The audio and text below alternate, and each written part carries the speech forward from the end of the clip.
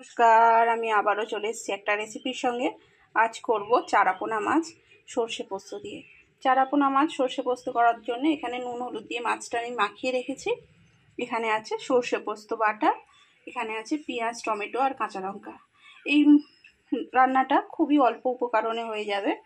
তো চলুন প্রথমে মাছটা আমি ভেজে নিই। আর হ্যাঁ, মাছটা কিন্তু সর্ষের তেলে অবশ্যই করবেন, তাহলে কিন্তু স্বাদটা বেশি হবে। সাদা তেলেও করতে পারেন, কিন্তু সর্ষের তেলে করলে স্বাদটা একটু ভালো হয়। তো চলুন মাছটা ভেজে নিই। জন্য এখানে আমি সর্ষের তেল গরম করতে বসিয়ে দিয়েছি। তেলটা গরম হয়ে গিয়েছে, এবার আমি মাছটা ছেড়ে দেব।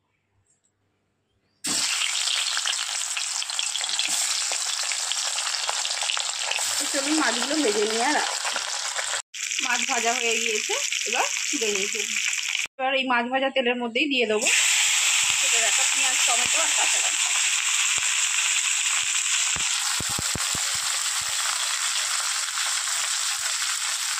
এর মধ্যে দিয়ে দেবো পরিমাণ মতো নুন।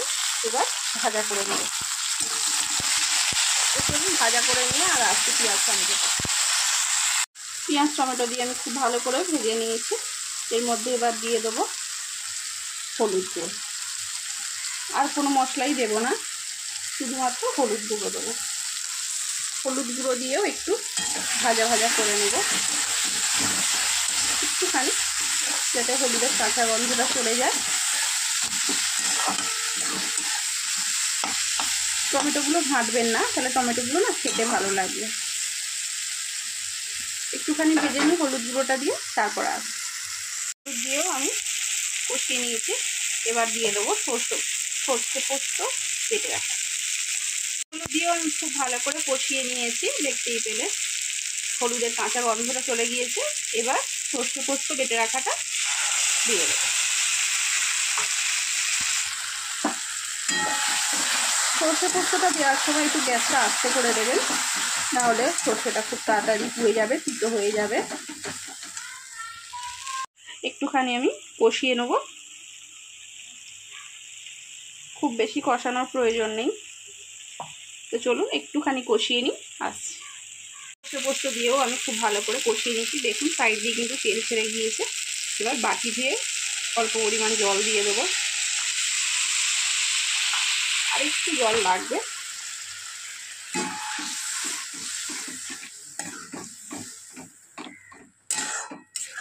আর সামান্য জল দেবো আর একটু।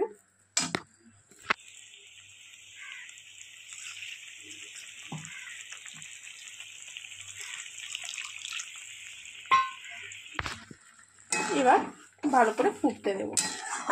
দেখতেই পেলেন আমি কিন্তু হলুদ আর কাঁচা লঙ্কা ছাড়া কোনো মশলাই দিইনি এর মধ্যে। এবার ফুটে যাক, আসছে। ভালো করে ফুটে গিয়েছে, দেখতেই পাচ্ছেন। এবার আমি ভেজে রাখা চারাপোনা মাছগুলো দিয়ে দেব।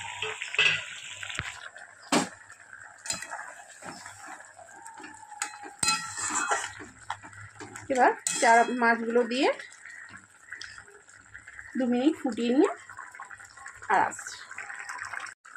1 মিনিট মতো ফুটে গিয়েছে। এবার কাঁচা সর্ষের তেল অল্প ছড়িয়ে দেবো।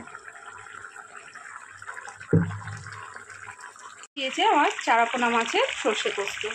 দেখতেই পেলেন কত সহজে হয়ে গেল।